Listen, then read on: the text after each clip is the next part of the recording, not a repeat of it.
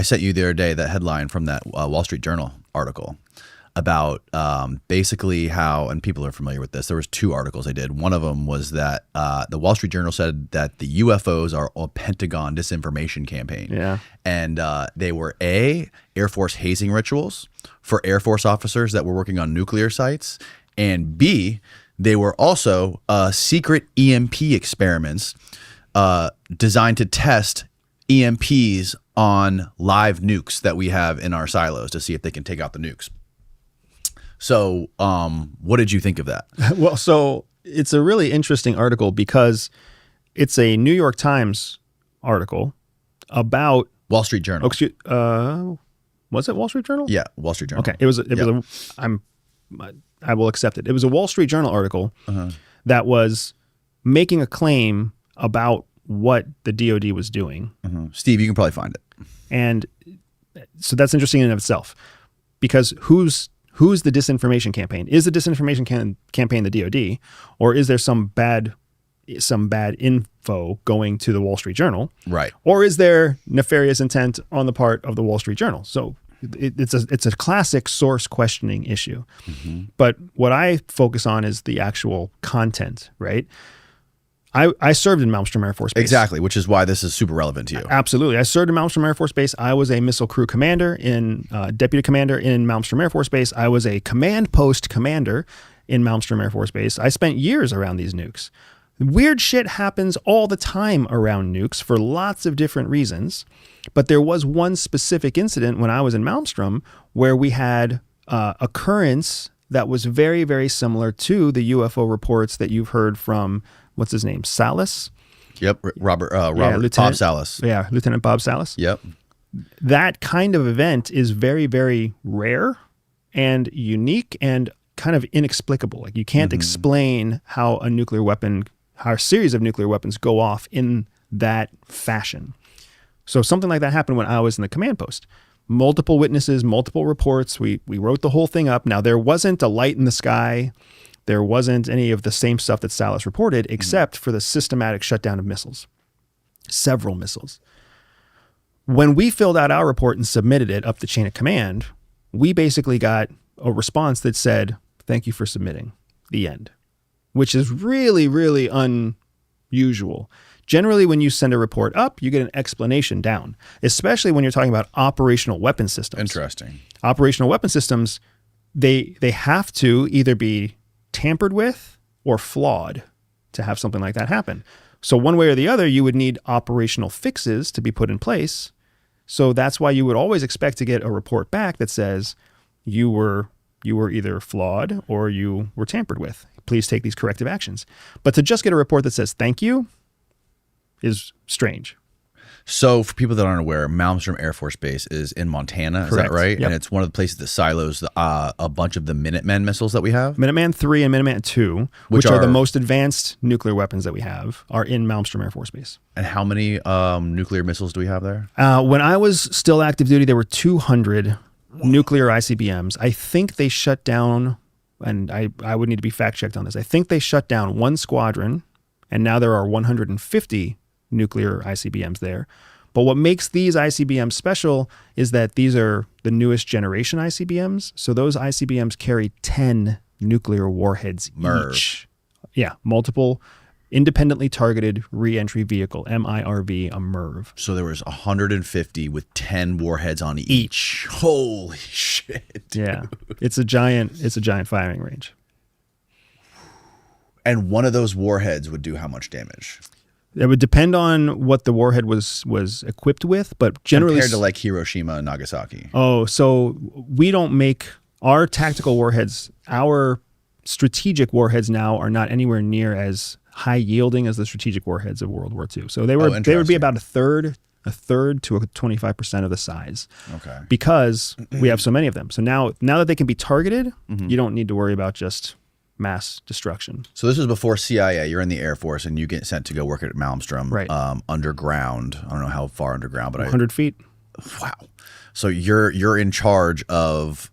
So what is like the day to day working at Malmstrom, managing all these nukes? Like I imagine it's one thing to say that, okay, Robert Hastings wrote that book, UFOs and Nukes. He interviewed over 167 nuclear officers that worked at these nuclear missile silos around the world. Right. And they claim to see weird UFOs in the sky. Correct. But also, can you allude to how psychologically sound you have to be an officer to working at one of those missile silos? Absolutely. So it's the connection between UFO sightings, and let's keep in mind, UFO means unidentified flying object. It does not mean alien. It does not mean little green man. Right. It means there's something in the sky that cannot be identified. And that means it cannot be identified by Air Force radar. It cannot be identified by anything that's on the ground in the moment. It can't be identified by FAA. What the fuck is it? We don't know. There are lots of things that can be unidentified. Of course. But that's what we're talking about, is unidentified objects. So when you sit underground, you are rigorously recruited because you have to deal with the stress of living underground and going through the routine and the mundane moments or the mundane lifestyle and the high stress moments that come from living down there. But you're just two of multiple people, because there's a whole security guard force that sits and lives in a house above the capsule. So if you think about it, it's like a tic tac underground, right? Like it's actually almost shaped like this. So this is 100 feet underground. And then you have an elevator shaft that goes up to a house up on top. Inside that house, you have a cook. They're not a very good cook, but you have a cook, 5 or 7 security guards. You have the basic needs to make sure that life in the capsule is possible. So when you talk about a missile site, you're actually talking about 14, maybe 9 to 14 people at any given time. Wow. The people underground are highly vetted. The people above ground are less highly vetted, right? You've got officers who have college degrees underground. You have an 18-year-old enlisted kid on the top floor. So it's a mixed bag. Okay. But everybody carries a very high level of security clearance. These are not people who lie. These are not people who do drugs. These are not people who, fabricate. And the job is hard and rigorous. So you can trust the opinions and the experiences of these people, even if they don't know what they are seeing. When they say they see something and they don't know what it is, they see something and they don't know what it is. Right. They're not fucking drunk on the surface level or something. They're Q cleared, right? You have to have a Q clearance. So it's the Q clearance is the highest level of nuclear clearance. These guys are Category 6, Category 12 cleared. Okay. And that's a subcategory underneath what's known as special compartmented information. So they're TS / top secret / special compartmented information, SCI / Cat 6, Cat 12. Okay. So this Wall Street Journal article about the Pentagon disinformation that fueled America's UFO mythology, one of the crazy things, which my friend Jesse Michaels did a great comprehensive review of this whole article on his YouTube channel, is that this lady, Susan Goff, was the primary source for this article. And if you look at her LinkedIn, her top thing on her resume is head of psychological operations for Booz Allen Hamilton. CIA believes that all people are born with a spy secret superpower. For some people, that means they can win deals. For others, they can spot liars. Some can even seduce lovers. I built a free 3-minute test to help reveal to you exactly what your secret hidden superpower is. All you have to do is click on the link in the description below, take the test, and start using your spy superpower to stay ahead of 99% of people. Like, if that's not an insane red flag, I don't know what is. Yeah. And that she would even think it was appropriate to put that on her LinkedIn profile. Right. Right. So this is important, because what you're seeing now, and what this is revealing, is the weird interconnectedness between military and commercial. We have nuclear missiles. Who makes those nuclear missiles? In Malmstrom Air Force Base, Boeing makes those missiles. Oh, really? So they're just like you fly on a Boeing when you go from Texas to LA. You fly on a Boeing when you go in 30 minutes from Montana to Russia as well. No wonder they get away with whacking all those whistleblowers. So Boeing makes these things. They build them to U.S. military specs. They test them, they show them, and they maintain them. So Boeing has a shit ton of money folded into the whole project. Similarly, you've got Booz Allen Hamilton and other major contract firms who also support the federal government. So you've got this weird mix where you've got outside contracting firms that are supporting nuclear missile operations, supporting UFO investigations, supporting all sorts of priority issues that the Senate and the House agree on. So here you've got Congress saying these things are important. You've got the military saying, understood, Congress, we'll take care of it. And then they go hire some contractors to do the work. And those contractors are the same ones who built the original systems that are in question. Oh my God. So it's all fucked up, but that's the way the system works. So Yeah. so Susan Goff, head of psychological operations at Boeing, who knows what that means, but it does make sense that Boeing would have an office of psychological operations because anytime somebody needs some kind of psyop, the military doesn't have the capability and they're going to hire somebody. So who are they going to hire? They're probably going to hire the prime contractor, Booz Allen Hamilton. And the thing that originally struck me with this is that information was so easy to find. Like this was a super, it seems like a super lazy debunking job. And I thought, like, this is so stupid. It has to maybe be like a reverse psychology thing. You know, like it seems so silly to me, and maybe you think differently, that we would test EMPs or have the ability to like covertly wheel up this giant EMP to the front gates of Malmstrom Air Force Base and set it off. Yeah. And then also EMPs, I don't know for sure. I'm not an expert on EMPs, but I don't think you can set it off and like shut down all the nukes and then miraculously they'll all come back online within 10 minutes. Right. So there's a couple things that are being confused. And I don't know if they're confused in the documentation or if they're confused by the Wall Street Journal or if they're confused in some other way. The equipment that goes into the capsule underground, that equipment is shielded against EMP. Because an EMP creates permanent damage. When an EMP Permanent goes damage, off, that's what I thought. it destroys all of the electrical components that go into transiting electricity across like a motherboard or a chip. So they create permanent damage. So you don't want to set off an EMP around your nuclear weapons because yes, they're shielded, but do you really want to test to see if they're shielded? Because you could take them offline forever. You could make it so that you have to like replace the motherboard of a nuclear launch control capsule that controls 10 nuclear warheads. You lose control of all 10 of those warheads. Right. So the EMP theory it's highly unlikely that you would test an EMP near operational weapons, especially since it's a commercial product. Boeing created the whole thing. They have testing sites in Nevada, Arizona, Utah. Right. They have Southern California out in the desert where you can put the same component that's underground and you can put an EMP and you can test it right there in the field, right? Without having to be anywhere near operational weapon systems. That's how these things happen. So if EMP testing was occurring, it wouldn't make any sense to do that in an operational weapons field. You would do it somewhere else. Right. So EMP testing did happen. Almost guaranteed it did happen. But why would it happen there? So I don't know if someone's confused or if it's disinformation is an interesting word that the Wall Street Journal uses here because it has a very specific meaning. Disinformation is fabricated, intentionally false. Strategic deception. Information. Exactly. You're lying and you know you're lying intentionally. You know what the truth is and you are delivering something that is not the truth. Right. The two other types of information are misinformation. Misinformation is mistaken information, incorrect information that is not known.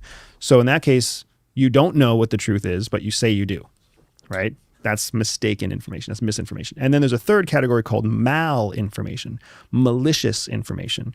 Malicious information is when you know the truth and you pick what part of the truth you share so that you can create a malicious outcome, right? So I know that your ex-girlfriend sent you a text message. I also know that you told her she's a creep and to go away. But what I tell your wife is just, hey, did you know that Danny's texting with his ex-girlfriend? That's malicious information. I know more, but I'm only selecting what's going to get me the outcome I want. Right. So does the Pentagon use disinformation? Absolutely. But is this a case of disinformation? Is it a case of malinformation? Is it a case of misinformation? I'm not sure. And the other aspect of the article is the hazing rituals, which if they're hazing rituals, why are all these other countries doing the same hazing rituals? And that's a very valid point because when you look at the correlation between nuclear activity and the sightings of UFOs, it's consistent worldwide. Consistent worldwide among countries that share that information publicly. So my company was commissioned back in 2021 to do a study for an ultra high net worth who was planning to invest in a mine that was near a nuclear facility overseas. So he reaches out to my company. He's like, hey, I want you guys to do an intelligence study of this investment property that I'm looking at because it's close to a nuclear site and all of the locals say that there's all these UFOs. And I don't want to... What kind of mine? I can't tell you the kind of mine. He's like, I want to invest in the mine, but I don't want to invest in a mine that's not going to have a high yield return. And if there's a bunch of government activity in the sky, if there's aliens in the sky, if there's something in the sky above my mine, it's not going to be a good investment for me. Right. So, I got this and my company was so young. Well, what if a UFO crashed there? It'd be a great investment. Or would it? Or would the government just take the property from you? Probably take it. Right? That's the kind of stuff. Depending on which government. And it's overseas, exactly. So you got all these concerns that are very valid. I remember getting the email and I was like, this is stupid. I looked at my wife and I was like, this is stupid. Are we actually going to, for a 5-figure deal, are we actually going to do like put months of research into this and actually figure this shit out? The deposit clears. And that's what it boiled down to in 2021. That's what it boiled down to. So we do the study. I'm totally blown away by the findings because what we find is that all over Europe and all over North and South America, nuclear facilities have this high incident rate of UFO identification. Now, our conclusion is that it's due to other identifiable issues, right? There's a bias towards reporting in areas where there are more people. So military installations don't have more population, but they have more trained observers. So when military bases see more things in the sky than, say, some farm town in Kentucky, it's because the populations might be the same, but the military base has more people who are looking. They're looking in the sky. Right. Where the farm town, they have people there, but they're not trained to look up in the sky for security reasons. Right. So you've got this incident reporting bias that happens. And because of that, now you have more incidents that are being reported near nuclear facilities. You have more militaries and more facilities worldwide. They're all looking in the sky. They're all reporting this stuff. And then you end up having this kind of mass psychosis where now before you ever show up to this base, like when I was in Malmstrom, you already know it has a history of having strange things in the sky. So then you go there and what do? You look even more for things in the sky.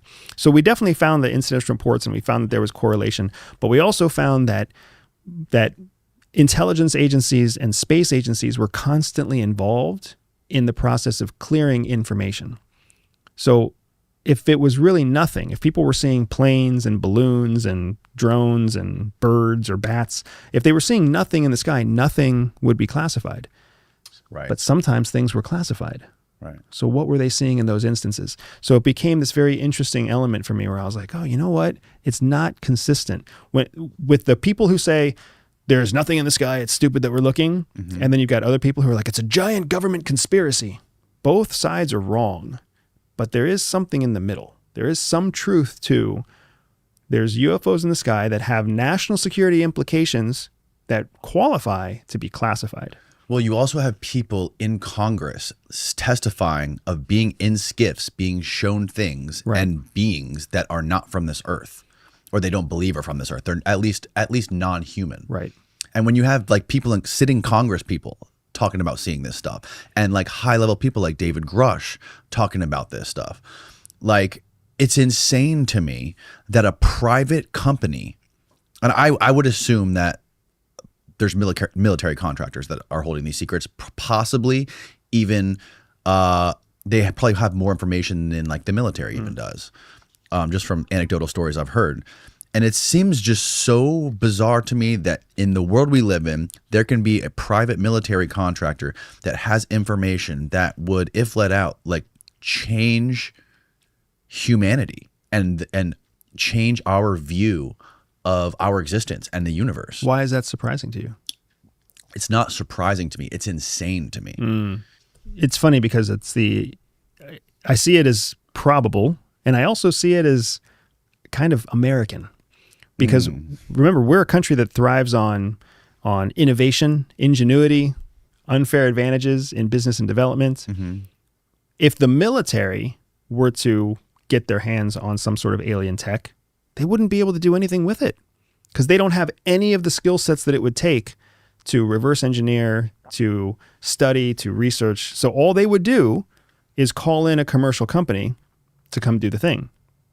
And the commercial company knows that any work they do, they want to wrap it up in intellectual property, right? If I'm going to touch this thing, I need to be able to own what I learn from this thing. And that way, government, you're going to save money, right? So instead of charging you $50 million to take apart this space device, I'm going to charge you $10 million, but I get to keep the IP. And the government, of course, is like... The government would do that? Absolutely. They do that shit all the time because they've got a budget to keep by the end of the year. And they're like, oh, you know what? This is going to turn into a whole bunch of nothing. We found some space junk. We don't know what the space junk is. We're going to call in Booz Allen Hamilton, and we're going to let them look at our space junk. And we're going to trust them to tell us the truth because they've sworn a secrecy agreement with us or whatever else. And Booz Allen Hamilton's like, we'll take a look at your space junk and we're going to give you a 50% discount, but we keep the IP. Ah, good deal. Fist bump, high five, because guess what? When I retire as a general, guess where I'm going to get my next job? Booz Allen Hamilton. Wow, man. So after seeing an article like that, and knowing what you know, spending all that time at Malmstrom, like what do you make of that? Like why would the Wall Street Journal want to publish something like that? And then Jesse points out in his video, there was a White House staffer, somebody who was in the White House staff that tried to like create an op-ed, right? Pointing that like there is something here. This is not correct or whatever. And they decided to push it to the side and ignore it. Yeah. So I don't know what drives the Wall Street Journal. I don't know what drives them to deem something journalistically sound. I don't know what drives them to deem something newsworthy. There's usually a criteria that has to be met when you're talking about professional journalism. An op-ed is not professional journalism. It's an opinion. And it's an opinion in editorial format, which means that any editor can choose to let or block the actual opinion from getting into the newspaper. So we have to recognize that because it shows how cultivated our news is. Your news is not truth. Your news is cultivated selection of information to sell newspapers and to sell advertising. So that's what we're seeing with the Wall Street Journal, without a doubt, is that the idea of sharing this opinion of a White House staffer who worked collaboratively with another researcher, they wanted to block that story, but they want to release a story like this. So what are the politics? What is the purpose? Why are you shaping the information the way you're shaping it, Wall Street Journal? And that's what I don't know. Right. Yeah. And then, just speaking to companies like Booz Allen Hamilton and Boeing that are doing all this stuff. I had this lady on here a couple months ago, actually. And she worked under the Bush administration for the Department of HUD. And she's like this math wizard, and she was responsible for figuring out all the mortgage fraud and figuring out like what was happening, where the money was going, and how to fix it. And she has this crazy, and I understand sometimes really, really smart people can be cuckoo, but this lady's like legit. She worked under the Bush administration, and she's like a math wizard. And she explained her theory to me that right before 9/11, Donald Rumsfeld came out and said there's like $2 trillion missing from the Pentagon. And I think now it's ballooned to over 20 trillion of missing money. She thinks all that missing money, she was trying to figure out where it went. And she said right when all that money started missing, offshore accounts, she noticed started to balloon, like random some sort of like banking balance sheets of offshore banks that she could track. She saw their balance sheets ballooning simultaneously with the money disappearing from the Pentagon. And what she hypothesizes is that that's where these contractors are getting the black budget money to do some of this secret stuff that people in Congress are trying to get access to. Like when you're talking about like going into the skiffs, talking about secret technology, UFOs, reverse engineering stuff. She thinks that the trillions and trillions of dollars could be going to that. It also could be going to building continuity of government, underground bases, things like this, all across America for in case there's like a nuclear war or there's like a catastrophic world-ending cataclysm or something like this.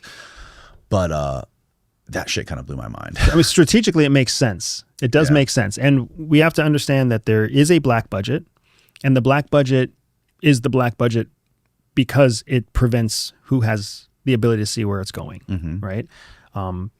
The black budget is not illegal because essentially what funds the black budget is all of our efforts to crack crime and to essentially run operations that are supposed to be commercial operations. So we're supposed to make fake businesses so that we can steal secrets or whatever else, right? Yeah. But those fake businesses become profitable. So what do you do with the profit from the fake business? Right. Well, you got to put it somewhere, and you can't make it part of next year's budget item so that CIA can spend it. You have to do something with it that kind of obfuscates it so nobody sees where it goes. Because China's looking, Russia's looking, Iran's looking, everybody's looking to see where your money goes. So they just put it into a black budget. So it makes sense that a black budget would grow, and it makes sense that a budget would increase. And it also makes sense that money would leave a black budget, and somebody would be able to see the money leave, and then offshore accounts would increase because you have to launder the black budget money before you apply it to the operation that it's going to. That stuff makes total sense. It also makes sense. It's not outside of the realm of probability, not just possibility, but probability that what she's saying is going to make sense. I don't know about the UFO research, but the continuity of government preparing for like the next world war, preparing for nuclear war, that makes a ton of sense. The craziest fucking thing she said is she thinks it's the bankers who run the world, which I think it's probably, I mean, the bankers, the biggest bankers are probably like the most powerful people in the world for sure. But she thinks it's the global bankers are trying to create a breakaway civilization in case something like this happens so they can get off the earth and save themselves. That's where you go from like probable 0 to 100 real quick. just jumped off the cliff there. Yes. The cuckoo cliff. Yes. So I don't think that's the case because here I was in a meeting just a few weeks ago with a team that was in charge of managing the movement of money between clandestine operations. Clandestine operations that were partially commercial, partially military, partially federal government. And they had a problem because it's very hard in today's era to move that money. It's very, very hard to move the money without it being seen, without it landing on a blockchain, without it triggering some kind of alert on some foreign banking system, in large part because America has put so many demands on so many foreign banking systems so that we can track terrorism and we can track drug trafficking, we can track human trafficking. So it's very, very hard to move money without people being able to track the money back to where it came from. And if we can do it, so can our adversaries. So can any advanced mathematic degree, accountant, actuarial sciences person. So the question becomes, well, how do we bury the movement of money inside of financial tools? How do you make it so that like essentially someone's 401k can launder the money? And then you can pull from that 401k to fund the operation, right? How do you use a financial tool to hide the money instead of just moving it from bank account to bank account? That's kind of the future of illicit funding. And we're seeing that is already being used in Iran and China and Russia to move money. You fund efforts in Belarus, and then Belarus transitions that money to Romania, and then something in Romania hands physical cash off to somebody in Moldova. Like that's how money gets moved now. It's not just shell company to shell company. When did that start to change? Because I remember like Iran-Contra was even really confusing, right? Like they somehow sold weapons to Israel or gave weapons to Israel. Israel sold the weapons to Iran. We used that money to move it to another country. Right. Like that is very, very complicated. And it's funny because the way that traditionally we've made it difficult is by making it